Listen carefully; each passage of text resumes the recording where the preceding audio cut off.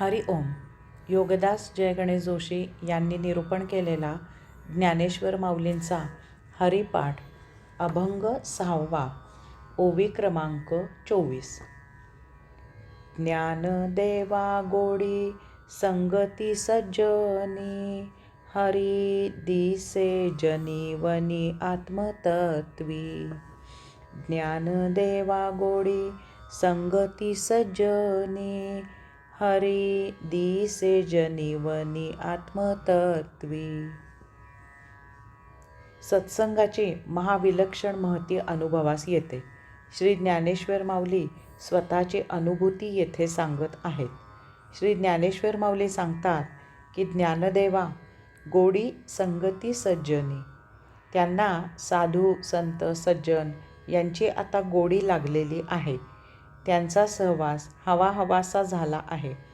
आता ते साधू संत सज्जन यांच्या सहवासाशिवाय राहू शकत नाहीत. साधू संत सज्जन हाच श्री ज्ञानेश्वर माऊलींचा विसावा झाला आहे. याचा परिणाम म्हणजे हरी दिसे जनी वनी आत्मतत्वी. त्या परमात्म्याची सत्य ओळख झाली आहे. त्याचे सर्वत्र दर्शन होत आहे.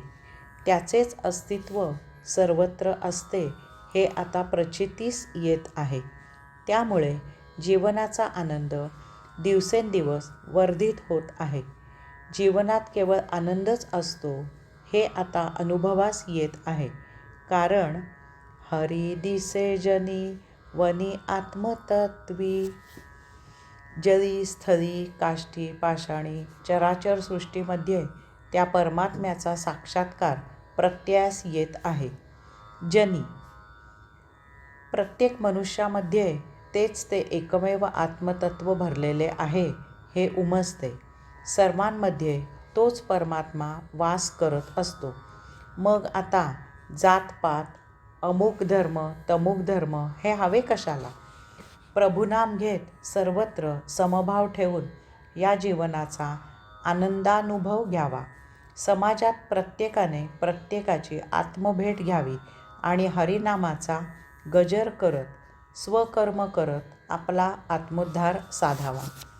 वनी, मनुष्याप्रमाणेच इतर प्रत्येक चल किंवा अचल सजीवात, पशु पक्षी वनस्पती यामध्ये तेच ते एकमेव आत्मतत्व भरलेले आहे. यास्तव त्या मुक्या प्राणीमात्रांवर दया करावी. वनस्पतींचे निसर्ग सौंदर्य न्याहाळत त्यांची जोपासना करत त्यांच्यावर प्रेम करावे. आत्मतत्वी, प्रत्येकाच्या हृदयात परमात्म्याचाच अंश निवास करत आहे. परमात्म्याचा शोध कोठे बाहेर घ्यायची आवश्यकता नाही. तो आपल्या सर्वांच्यात विराजित आहे. त्या अंतस्थ आत्म्याचे ध्यान लावावे, त्याला ओळखावे. तोच मुक्तीची वाट दाखवील. हरी दिसे जनी वनी आत्मतत्वी. हे कसे घडते ते समजण्यासाठी एक कथा पाहूया. विश्वविख्यात महान कवी, महान साहित्यिक, नोबल पारितोषिक विजेते रवींद्रनाथजी टागोर यांच्या शेवटच्या दिवसातील ही गोष्ट आहे. रवींद्रनाथांना आपले आयुष्य संपत आल्याची चाहूल लागली होती. नित्य हालचाली थांबल्या होत्या. ते बिछाण्यावर शांत स्तब्ध मौन बसलेले होते. रवींद्रनाथांना तसे बसलेले पाहून त्यांना जरा बरे वाटावे, त्यांचा उदासपणा जावा म्हणून त्यांच्याजवळ बसलेले एक जण त्यांना म्हणाले की आपण किती भाग्यवान आहात. आपण 6000 कविता लिहिल्या आहेत.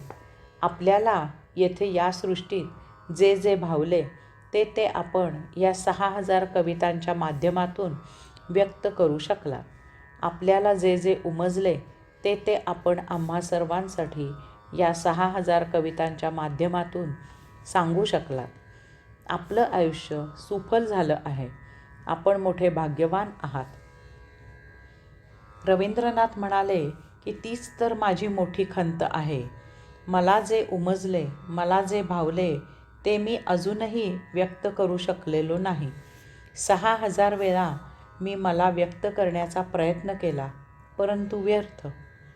मला जे सांगायचे होते ते सांगण्याचा मी प्रयत्न केला, पण 6,000 वेळा मी मला जे सांगायचे आहे ते पूर्णपणे सांगू शकलो नाही.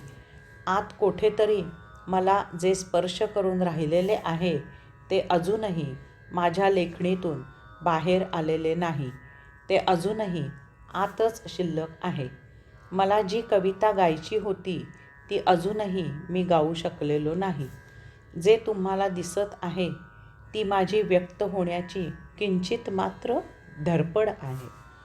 6,000 लोकप्रिय असलेल्या कविता लिहिणारा, विश्वविख्यात असलेला महान कवी, नोबेल पारितोषिक विजेता म्हणत आहे की मी आत्ता तर कोठे तानपुरा जुळवत होतो, आत्ता तर कोठे तबला लावला जात होता, मी आत्ता गायला सुरुवात करणार होतो, तोच आता येथून निघून जायची वेळ झाली आहे.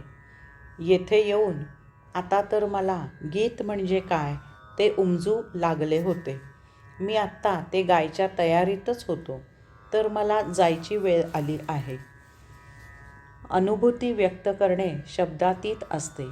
मी काही वर्षे परदेशी राहून परत आल्यावर मला अनेक जणांनी विचारले की कोहिनूर हिरा कसा दिसतो हो? तुलुपची शेते कशी दिसतात हो? आता याचे उत्तर काय सांगणार? हे जाऊ दे. आपण सूर्योदयापूर्वी समुद्रकिनारी बसा आणि सूर्योदय पहा. ऐन पावसात रानात जा आणि तेथील निसर्ग प्या. घरी या आणि तो सूर्योदय, तो निसर्ग कागदावर उतरवायचा प्रयत्न करा. म्हणजे अनुभूती म्हणजे काय ते समजेल. हा परमात्मानुभव आहे. तो मानवी शब्दातीत आहे.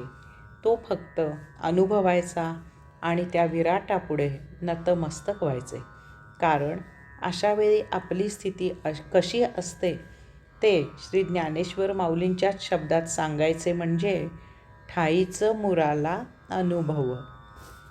हरिमुखे म्हणा, हरिमुखे म्हणा, हरिमुखे म्हणा, हरिमुखे म्हणा. हरि ओम.